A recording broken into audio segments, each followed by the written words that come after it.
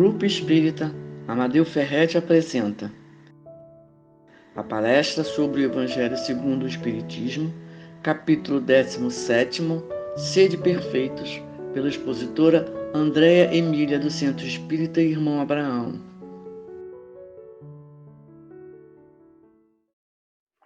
Olá, que a paz do Cristo esteja conosco.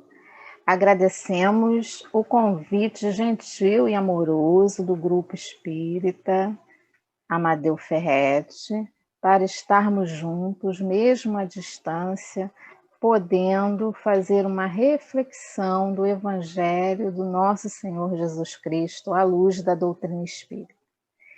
Eu me chamo Andréia e frequento o Grupo Espírita Fraternidade Irmão Abraão, que fica no bairro Jabur.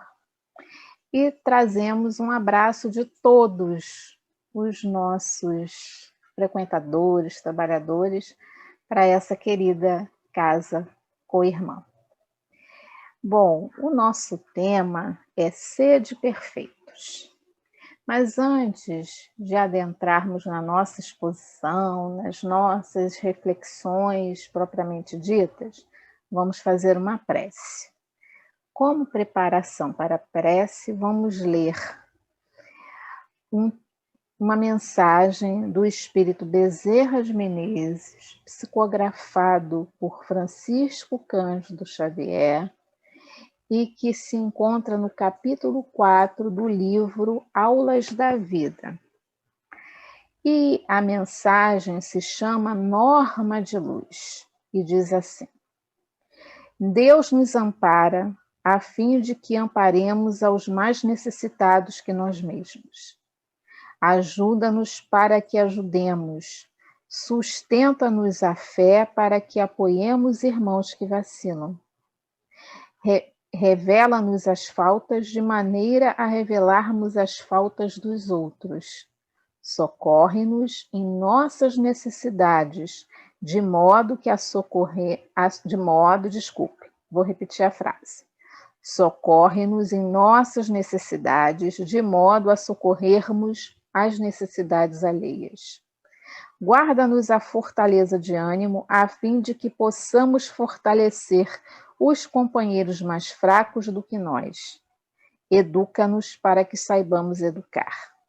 Em suma, esta é a norma de luz da providência divina. Auxilia e serás auxiliado. Graças a Deus, que assim seja, que a paz do Cristo esteja conosco e que possamos contar nesse momento de encontro, mesmo à distância, com o auxílio amigo dos nossos guias e mentores espirituais, para que tenhamos uma excelente tarde de estudo. Que a paz do Cristo envolva todos nós. E bendita seja a misericórdia de Deus, que nos permite termos essa ferramenta valorosa, que é a internet, essas mídias, para que continuemos nos encontrando mesmo à distância. Que assim seja. Bom, como nós falamos, o nosso assunto é Sede Perfeitos, que é o título do capítulo 17 de O Evangelho segundo o Espiritismo. Então, a partir da compreensão do significado dessa frase, nós vamos refletir a respeito da proposta da doutrina espírita ao nos trazer este capítulo. Antes de adentrarmos no assunto propriamente dito, é bom lembrarmos que o Evangelho segundo o Espiritismo, ele pode ser dividido em 3 grandes blocos de assuntos: em verdade, em caminho e vida. Do capítulo 1 ao capítulo 6, Allan Kardec organiza de forma magistral os assuntos doutrinários, nos mostrando a relação direta entre o Evangelho do Cristo e a doutrina espírita. Então, nós vemos que os 6 capítulos que iniciam, que dão o pontapé inicial de O Evangelho segundo o Espiritismo, falam sobre os princípios básicos da doutrina espírita dentro da concepção moral e ética do nosso Mestre Jesus, que é a proposta da doutrina espírita em essência. Tanto é que o lema é: fora da caridade não há salvação. Depois vai nos mostrar o caminho. Ele nos deu a luz, nos iluminou, deu o conhecimento, a asa do intelecto. Agora ele vai dar a asa da moral, dos sentimentos, dos costumes, dos hábitos, né?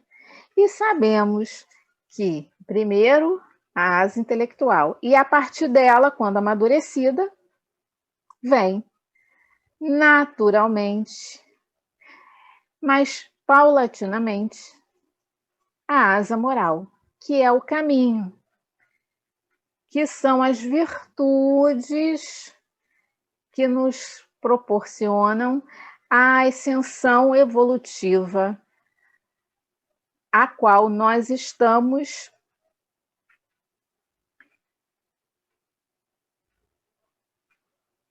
submetidos.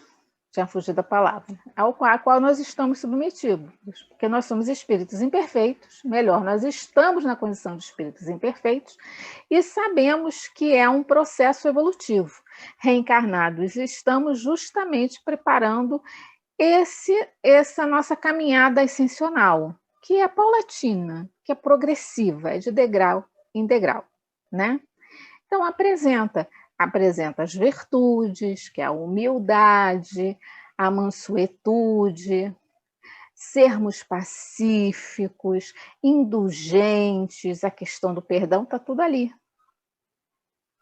A relação que essas virtudes têm com o sentimento maior por excelência, que é o amor. E aí o Evangelho nos mostra o amor em todos os seus espectros, e aí, visto isso, vai para a prática, porque esse amor precisa ser praticado, e esse amor é praticado através da caridade, que é o amor em ação, que é fazermos o bem sem ver a quem. E a culminância desse bloco de assuntos, que é o caminho, é justamente o capítulo 17 do Sede Perfeitos, que fala da ética, ou seja, da nossa relação com o nosso próximo. Fazer o bem que promova o bem de todos. Tanto é que um dos itens que está inserido neste capítulo é o dever. E aí, depois, os outros capítulos, do 17 ao 27, vem a vida, ou seja, colocar em prática. Asa intelectual, asa moral, no trabalho, na seara do nosso Pai, na construção íntima do reino de Deus, com as suas benesses e com seus percalços. E aí vem a conclusão, que é o capítulo 28, que é da prece, quando efetivamente nós nos colocamos em comunhão com o nosso Pai Celestial e podemos fazer o movimento da lei maior, que é amar a Deus sobre todas as coisas e ao nosso próximo como a nós mesmos. Mas vamos ao desafio do sede perfeitos, né? Frase retirada de uma perícope, ou seja, de um recorte do Sermão da Montanha. Inclusive, do elenco de versículos que conclui o capítulo 5 do Evangelho segundo Mateus, que é uma revisão que Jesus faz à interpretação que até então se fazia da lei antiga. Que nós não vamos falar sobre todos os itens que ele revisita, digamos assim, porque senão não vai dar tempo da gente tratar do nosso assunto efetivamente. Mas, por exemplo, aquele famoso elenco de máximas de Jesus, que ele começa: ouviste que foi dito aos antigos, eu, porém, vos digo. E aí ele começa revisando o não matarás, porque era permitido fazer o mal, praticar a violência, quando éramos, digamos assim, entre aspas, prejudicados em alguma questão material. Se roubasse, pegasse ladrão, cortar a mão, aquelas coisas que a gente já sabe. E aí Jesus começa falando que quando lá no Decálogo, quando lá na lei mosaica está não matarás, não cometerás nenhum tipo de violência. Inclusive, Jesus, ao fazer essa revisão do não matarás, nesse contexto do Sermão da Montanha, ele chama muito atenção, ele dá destaque para a violência da palavra, mostrando: olha, qualquer palavra ofensiva que fizestes contra o teu próximo, estás cometendo um ato de violência. Então aí, olha, imagina o susto que até hoje isso é assustador para a gente, né? A gente leva um impacto, né? Como não retribuir o mal? Como não fazer? E aí ele termina justamente falando para sermos perfeitos como nosso Pai Celestial. E aí a gente já vai esclarecer que como nosso Pai Celestial é seguindo a lei de Deus. Vivamos de acordo com a lei de Deus. Mas ele inicia dizendo que a condição, a regra de ouro, para que isso ocorra, nós precisamos amar os nossos inimigos, orando por eles, fazendo e desejando todo o bem para eles. Isso foi um impacto naquela sociedade. Isso foi um impacto para um povo completamente oprimido pelo Império Romano e que tinha como fundamento olho por olho, dente por dente.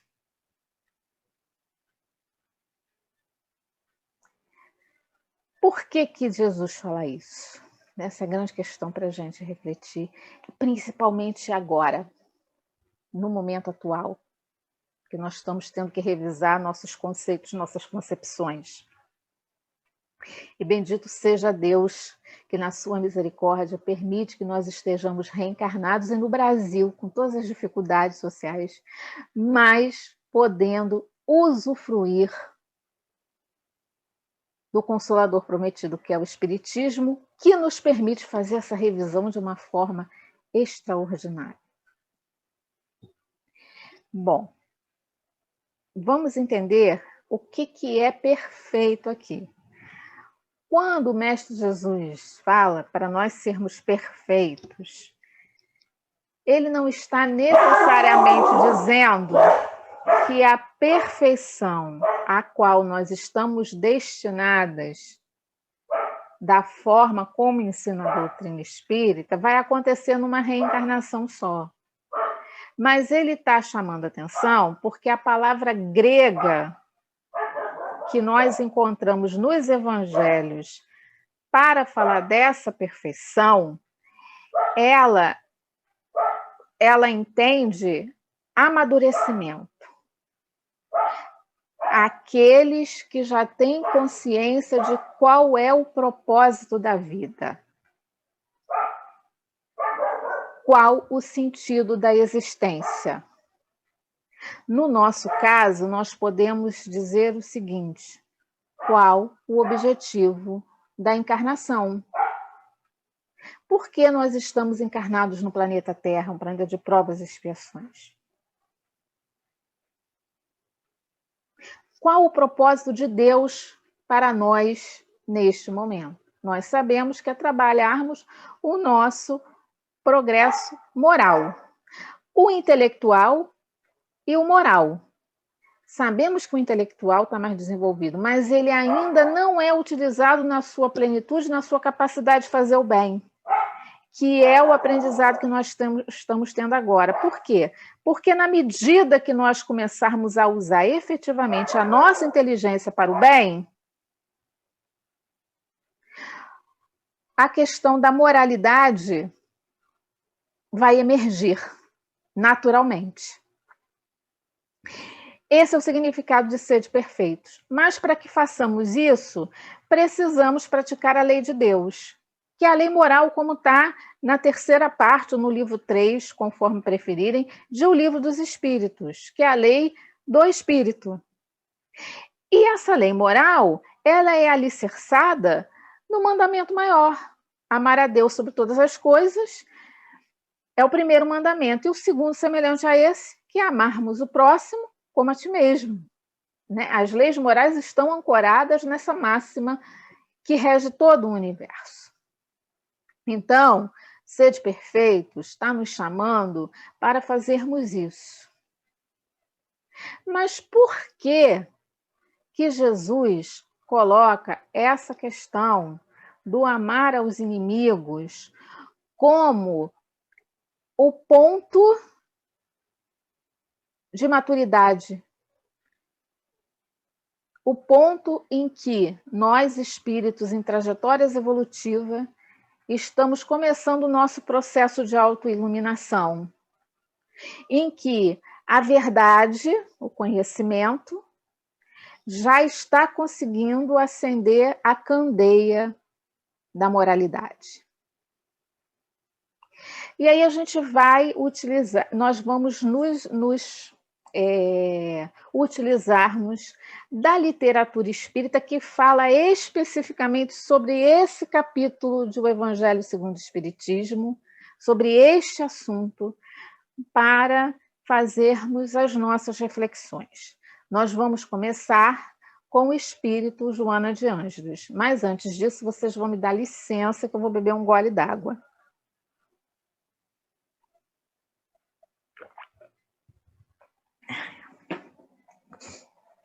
No livro Jesus e o Evangelho, à luz da psicografia, Jesus e o Evangelho, à luz da psicologia profunda, do espírito Joana de Ângeles, psicografia de Divaldo Pereira Franco, esse livro faz parte da série psicológica. É o volume 11 da série psicológica. Que ela fala sobre os capítulos do Evangelho segundo o Espiritismo. No capítulo 24, tem justamente o título Perfeição. E a querida Joana de Ângeles fala o seguinte para a gente, vamos ler um trecho. Amar a esse antagonista, ao inimigo, é não lhe retribuir a ofensa, não o detestar, não o conduzir no pensamento, conseguir libertar-se da sua diatribe e agressividade. Diatribe é crítica a mortais, não dá importância. Aí ela continua. Esse sentimento desenvolve os significados éticos da individualidade, porque a prepara para futuros embates, nos quais se fazem necessários a paciência, a compaixão, a caridade e o sentimento solidário. Gente, o que nós estamos vivenciando nesse momento? O quanto nós precisamos colocar em prática, exercitar esse chamamento do Cristo, para que nós possamos não ser aqueles que vamos aumentar as labaredas de tantas discórdias, de tantas discussões, de tantas dissensões, de tantas críticas mortais que estão acontecendo na atualidade. Nós já temos, mesmo que um pouquinho, o potencial de sermos os promotores da paz. Porque nós já temos um conhecimento, mesmo que pouquinho, do Evangelho, do nosso Cristo. E aí, para a gente estabelecer, e aí ela ainda fala assim, ó, estabeleceu o amor como arma invencível contra o mal e a favor dos maus. O esforço pela perfeição, portanto, é válido porque se antepõe à sombra. Elimina projeções negativas e estabelece pilotis de harmonia, contribuindo para o bem-estar do indivíduo em qualquer situação que lhe surja. Lembremos que nós falamos que na língua grega, a qual os evangelhos foram traduzidos, perfeição tem o significado, traz em si, carrega o significado de amadurecimento, de consciência plena de quem se é. Isso se ancora nessa questão aqui da sombra. Por isso que Joana de Anjos fala isso.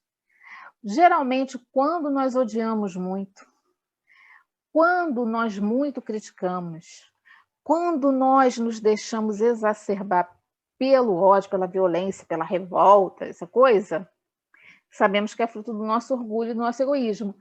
Ou seja, nós estamos projetando questões que nós temos dentro de nós e que nós não enxergamos que temos. Por isso que ela diz que quando nós nos esforçamos pela perfeição, que é a compreensão da situação daquele que se coloca como nosso adversário, porque mexe com os nossos sentimentos, principalmente as nossas negatividades, o que acontece? Nós estamos tomando consciência que nós trazemos essas sombras em nós estamos iniciando o nosso esforço por não nos deixarmos dirigir por elas. E na medida que nós vamos fazendo isso, nós vamos trabalhando nosso processo de autoiluminação. Nós vamos desenvolvendo a capacidade do perdão, da indulgência e da benevolência, que é a caridade como Jesus entendia a palavra. Aí nós estamos no caminho da perfeição. Nós estamos fazendo o caminho para a vida, para o reino de Deus. Mas outro espírito, amigo nosso, que nos dá outra dica sobre essa questão, é o espírito Amélia Rodrigues, também pela psicografia do nosso querido Divaldo Pereira Franco. Tem essa questão individual, tem essa questão pessoal, que quando nós praticamos esse amor ao nosso inimigo, nessa contextura do ser de perfeitos, nós estamos fazendo o nosso processo de autoiluminação, por conseguinte, de autoconhecimento, que nos faz ter consciência das nossas sombras e olharmos o outro como um companheiro encaminhada como nós, e muito provavelmente aquele que é o agressor, que nós consideramos como agressor, não tem essa consciência que nós temos. E aí nós vamos começar a trabalhar como aquele que vai desejar todo o bem para este companheiro, que vai orar para este companheiro. Por quê? Porque nós já estamos começando a ter consciência que só o amor constrói. Porque o que nos faz ter consciência dessa realidade é o amor de Deus, que já começa a pulsar no nosso íntimo.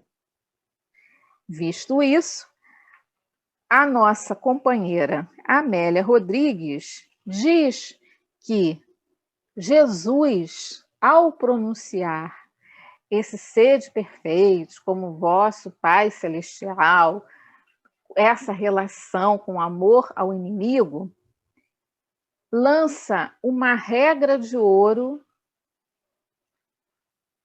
ou melhor, a regra de ouro da paz social. E aí no livro Luz do Mundo, capítulo 4, que tem justamente esse título, A Regra de Ouro, a Amélia Rodrigues nos fala o seguinte: amar para adquirir perfeição. Construir a diferença no íntimo, como Joana de Ângeles já nos colocou, e a gente já leu, para não serem iguais aos maus. Essa diferença é quase um nada, e é tudo o amor aos inimigos. Vamos repetir? Olha só. Construir a diferença no íntimo, para não serem iguais aos maus. Essa diferença é quase nada, e é tudo o amor aos inimigos.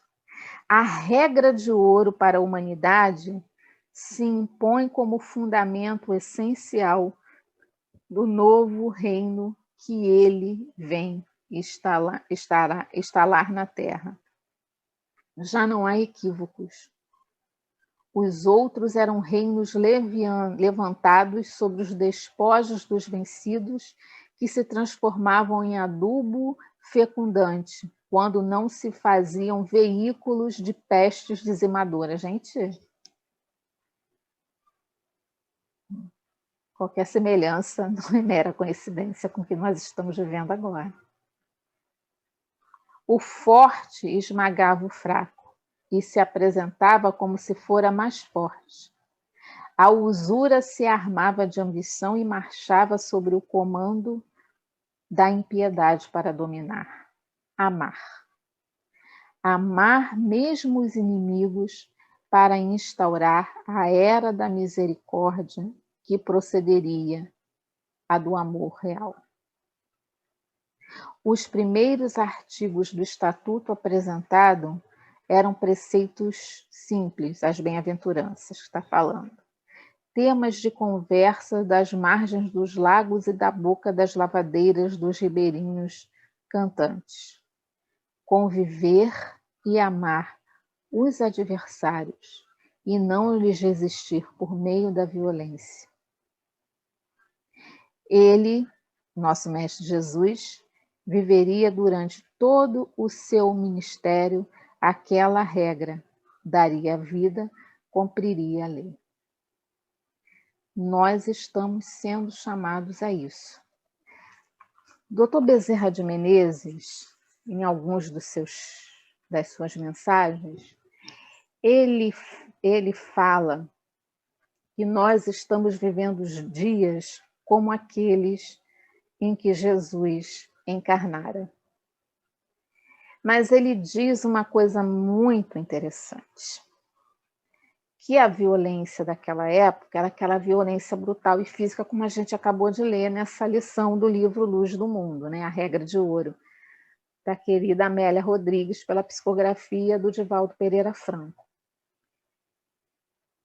E veio a questão dos circos romanos, né? Toda aquela coisa, a forma como Jesus foi levado à morte, pela crucificação, aquela forma aviltante, terrível que era a violência nesse sentido.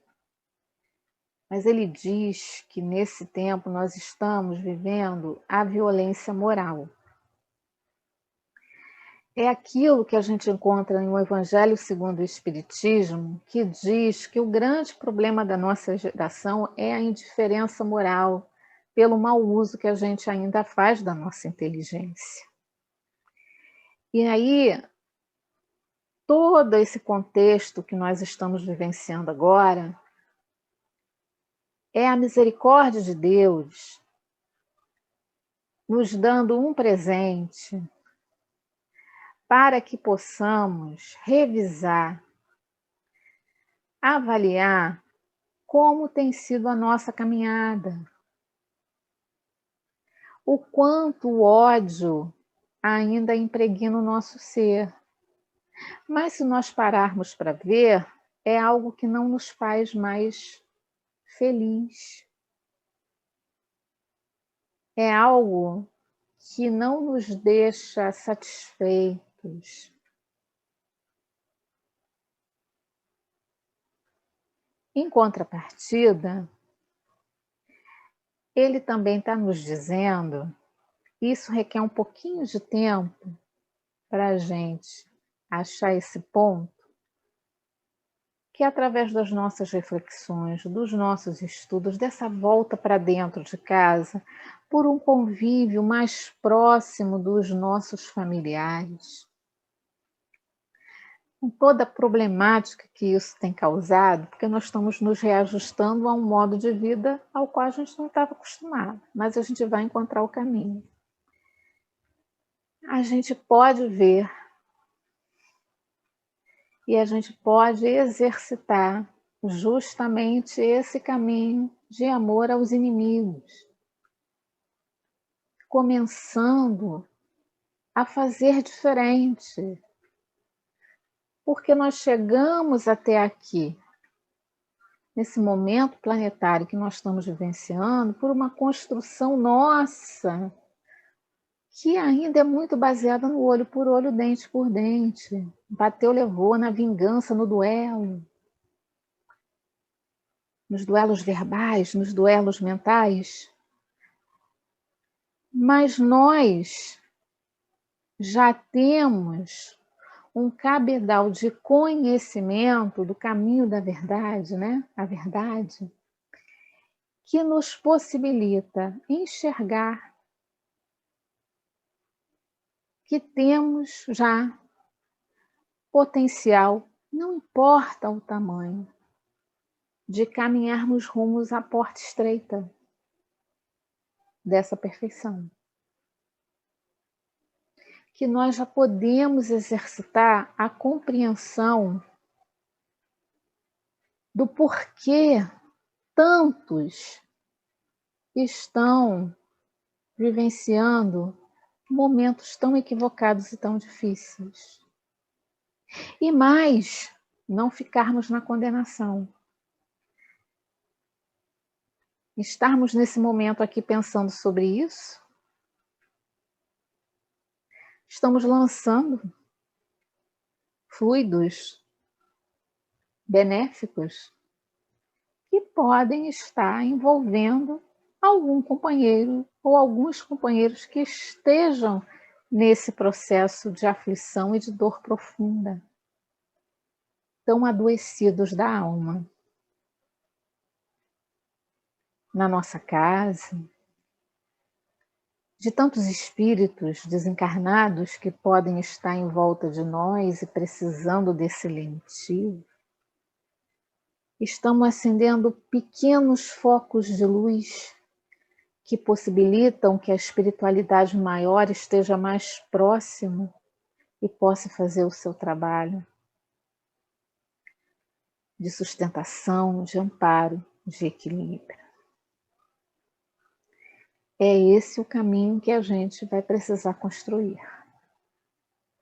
É esse o chamado que o Cristo está nos dando agora. Para sermos perfeitos como o Pai Celestial, desenvolvendo essa maturidade que já tem a semente plantada dentro de nós.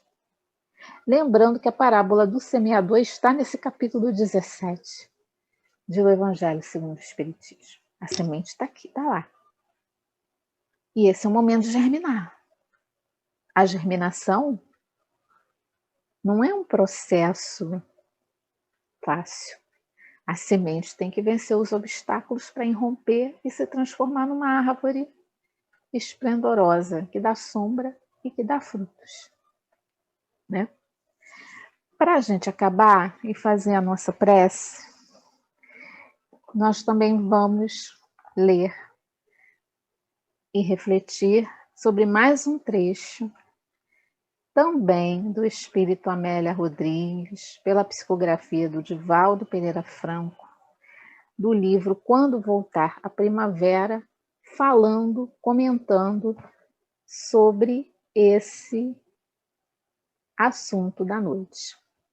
E o interessante é que ela apresenta nesse capítulo um diálogo entre Pedro, o apóstolo Pedro, e Jesus. Pedro justamente perplexo e pedindo a Jesus esclarecimentos sobre essa máxima, que era contrário a tudo que ele vivenciava até então. É o capítulo 10, chamado A Lição Difícil. Aí Pedro interroga Jesus. Rabi, jamais alguém enunciou ditos quais os que aqui foram proferidos. Nunca mais se repetirá esta tarde profunda e abençoada. Aí Amélia Rodrigues coloca o seguinte: emulado pela silenciosa aquiescência do amigo querido, aí Pedro prosseguiu. Todos os enunciados penetraram minha alma, qual se fossem um punhal aguçado, feito em luz, que rasgaste a cortina de sombras que me envolvia o espírito.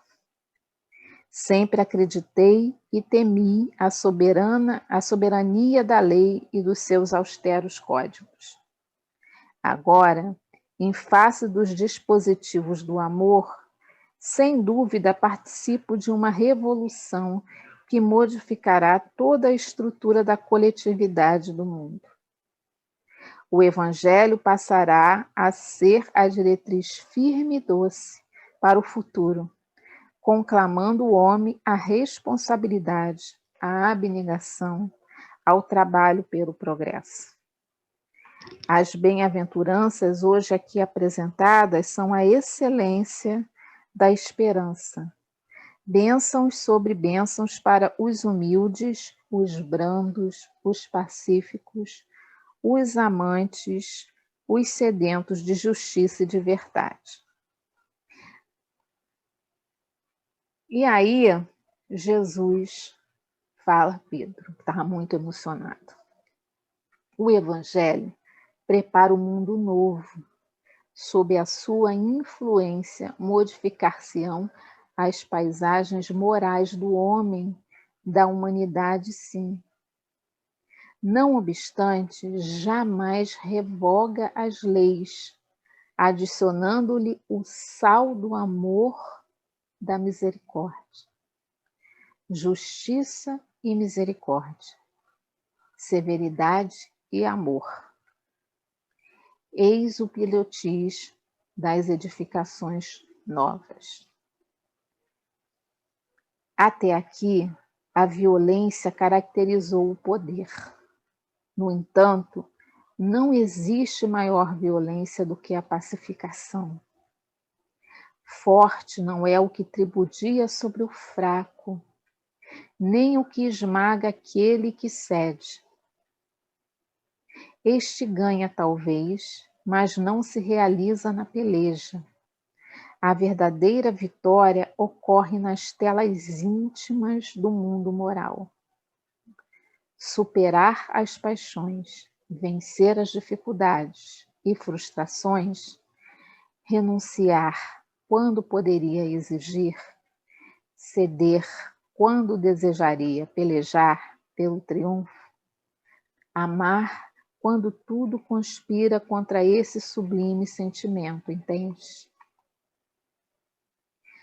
Aqui o Mestre Jesus está falando a Pedro e a todos nós sobre aquilo que a gente começou falando sobre perfeição, maturidade, consciência de quem somos, consciência do que representa estar reencarnado nesse momento, o significado de residirmos num mundo de provas e expiações, o significado de cada situação que nos ocorre, a importância que tem para que nos tornemos pessoas melhores.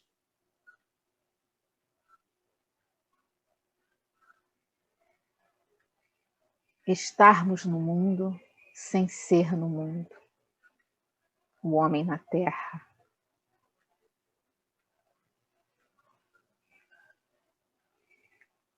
E usarmos deste corpo, cuidar deste corpo, neste sentido de vencermos as nossas paixões, de vencermos as nossas dificuldades e as nossas vicissitudes. E creiamos, já temos condição. Graças a Deus, Senhor, por mais essa reunião, por mais essa oportunidade. Que a tua paz, que a tua luz e que teu amor continue a nos envolver e a nos iluminar sempre. Agradecidos estamos por mais um instante de podermos estar conversando à luz do seu Evangelho. Que assim seja, graças a Deus.